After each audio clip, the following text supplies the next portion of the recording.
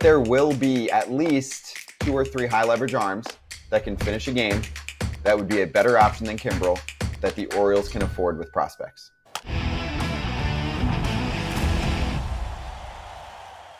Remember, we've been talking about the bullpen for the Orioles? Listen, Ciano Perez, the third inning, 2 earnings. Craig Kimbrel, blown save, and then they ended up winning, obviously. But this is the question. They've got so many guys beat up. They got, obviously, Means, Wells, Bradish, all these guys gone for the year, right? And then they lost Colum. Mm-hmm. I always say his name wrong. Colum. Colum, the lefty. He's out for a while. They don't know when he's coming back, right? They've already lost Bautista. They need a really good Craig Kimbrel, and last night he wasn't very good. He gave it up, and the Yankees weren't able to take advantage of it. They won in extras, but this is going to be an ongoing thing for the Orioles. Who's going to give them enough innings as a starter, and how good can their bullpen be? There's no world where Craig Kimbrel is closing out playoff games for me. I'm sorry. There's no world. I know that's what they paid for. I've been talking about this the entire season, and I've been strong about it, Kretz, and I'm not the only one. This is generally the pulse from Baltimore. And I think by far the number one need for them is a closer, even over a starter. I think there are enough talented arms there. Obviously, you'd like to have both because you feel like they might be one playoff starter short, but do you agree that you can't have that situation in the ninth? Like, yesterday, I get it. He gives up 1 run, then he got through the rest of the inning. You're facing the top of the order for the Yanks.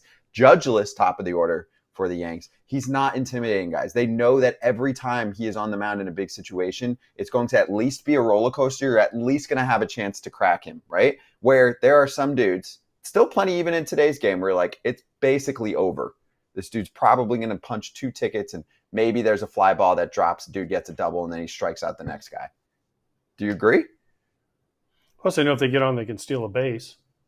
It's another big thing. But then let's also throw it at this. How worried are we about Clay Holmes? Because he hasn't been great lately either. So, listen, I know he came in when the ghost runner and all that stuff was already on there, but he did give up 2 runs, 2 hits, 2 runs, and he doesn't strike anybody out. So how worried are we about Clay Holmes at the back end? I think he's cold right now. Who would you rather have closing playoff games? I don't even think it's in the same stratosphere. I'd rather have Clay Holmes. Maybe. I'm not even trying to be a contrarian, but the chant now, obviously the numbers for Kimbrel against the Yankees, he's got over a 5 ERA. So that doesn't bode well if they're facing the Yankees in the American League Championship Series. But to me, I just don't see the profile of Clay Holmes giving you huge outs. What if they get the zombie runner? You get it. He comes in the 8th inning. Like, you can't get that zombie runner out at second base in extras because he has a tough time getting that punch out. You saw it with Yunier Cano last night. Yunier Cano gave up a junky ball game dinger to center field. And so you look at it and you go, you can't just find Paul Sewalds everywhere. They're not just going to give you Helsley. They're not just going to give you Alex Presley. Like, it has to be like, it's going to be a haul. And if I'm the Yankees and I'm the Orioles, you just play it as it is. To me, I take Kimbrel. I know that might not be the Yankee answer, but I'm taking Kimbrel over Holmes. Yeah, but the Orioles have endless assets to trade. They have a logjam in many positions. They can afford to offer top prospect dollar for a closer. It might not be Mason Miller because the A's asking price might be too much, but there will be at least 2 or 3 high leverage arms that can finish a game.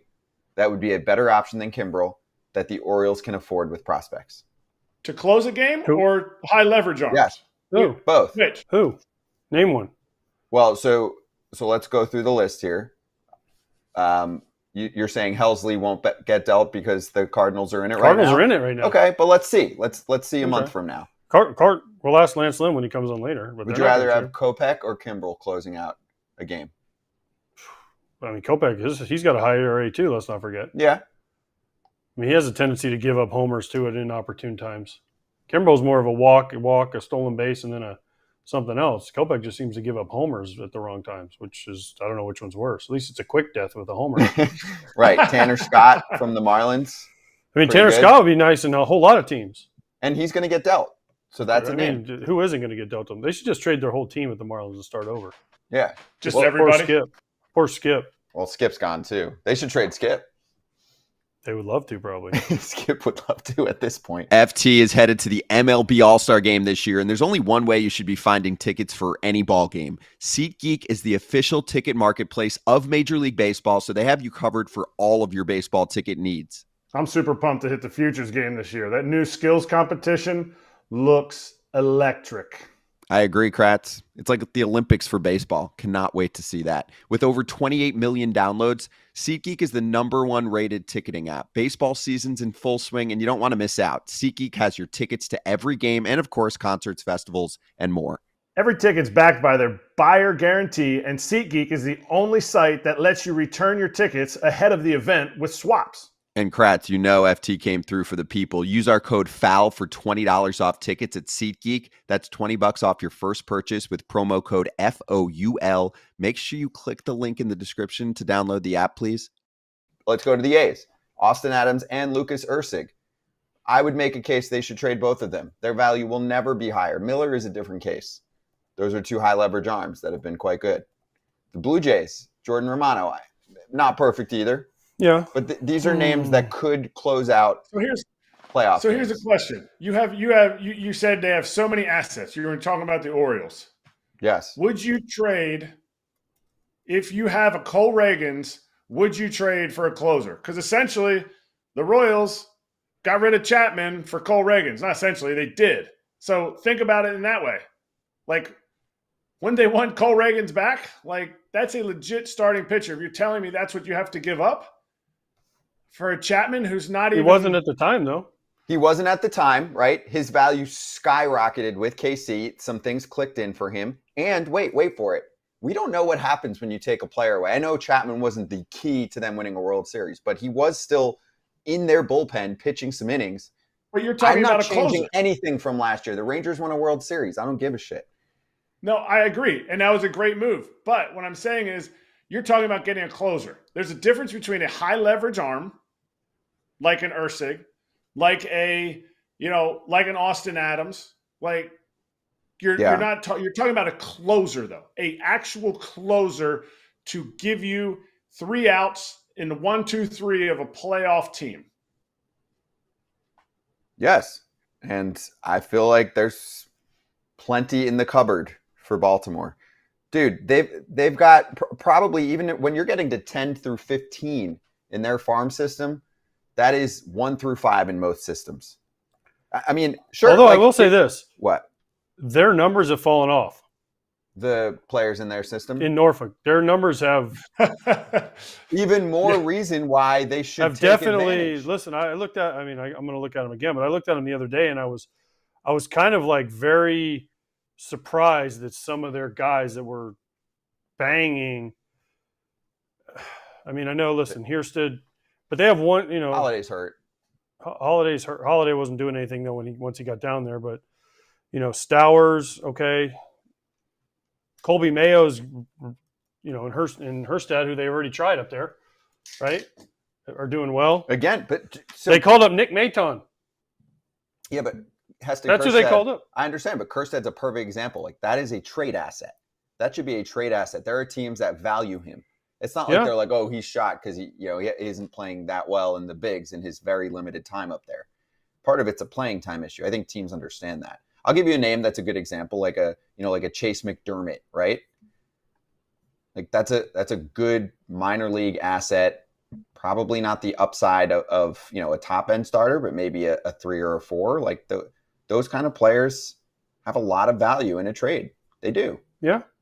No, I'm not. I mean, they do, but how much do they want to give up? Because they've been very stingy so far giving those up. I know, but if you're going to be stingy financially, and we'll see how the new ownership group does, and you're going to be stingy with trade assets, then you might not push yourself over to the top. Because the same combo might happen in 2 years. You might go, some of these dudes we were talking about, besides like Adley and Gunnar, like a lot of them haven't panned out, and the winning window was yesterday. Right? Like they can win a World Series right now. Sure. Easy. Like they are a top 3, if not at least top 5 World Series contender. Easily. I don't see why they wouldn't be top 3, top 4. I think it's the Phillies, the Dodgers, the Orioles, and the Yankees, if you're talking about the top four, in no particular order, because certain teams struggle at certain times. But to me, you go all in. I'm all about going all in. But you can't just go all in with the Phillies got to where they were with Craig Kimbrel. Yes, they may have been in the World Series, and I think they would have beaten the Rangers, but they didn't. He blew the one game. He didn't blow the whole series for him. So to me, they already have that leg up with having Kimbrel. Finding a closer, actual closer, is just really difficult. It's really difficult. And kudos to the Diamondbacks for picking up Paul Sewald. Yeah, because that was one of the difference makers, and he blew 2 games in that CS. 4 and 5, right? Or It was the middle. And one in the World Series. all right. Wait, do you want to get to Kimbrel the wasn't next? in the World Series. Oh, I thought you meant Sewald. I I mean, I'm looking at teams right now that are out of it. White Sox, Kopech would be a possibility, obviously. Blue Jays, Romano, but they're not that far out of it. That's the problem. Yeah, but in a month. Yeah, the one or Rays two of have these Rays teams have will- some guys. Would they trade like a Fairbanks or someone like that? Anyone Adams, that's costing money. and Yeah. Adams. Angels, Adams. back end. It's not bad. Stevis, Yeah. right? Hayes, obviously Mason Miller's going to ask for a lot. Marlins, Tanner Scott. Where are the Mets at in another 3 weeks? I mean, Well, they're not gonna trade Edwin Grimace Diaz. finally. But yeah. Grimace finally fell off. The Reds, Alexis Diaz. Would he be a possibility? I mean, Rockies. I mean, they got some dudes that throw 100. They just seem to give up homers. Yeah. Giants. I mean, where are they at in 3 weeks? My point is, some of these teams will not be in a good spot, and then we'll be able to circulate the right names for the Orioles to be able to add to. That's all. That's a great team. Hey, everybody. Be sure to like and subscribe for more content. We're back here every weekday, all year long, so do not miss an episode. The videos are coming in all day. Here's another video you might enjoy.